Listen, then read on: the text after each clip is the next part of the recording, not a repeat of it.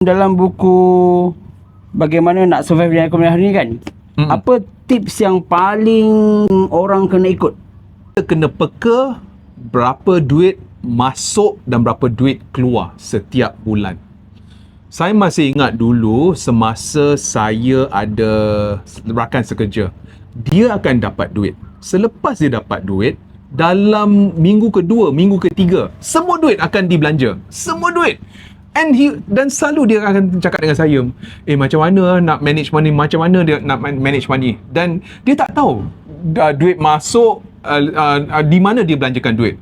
So nombor satu yang paling penting adalah menulis segala perbelanjaan kita. Itu nombor satu. Nombor dua, kita kena tengok, kita kena sebelah setiap perbelanjaan kita kena tulis, adakah perbelanjaan ini keperluan asas atau kemahuan.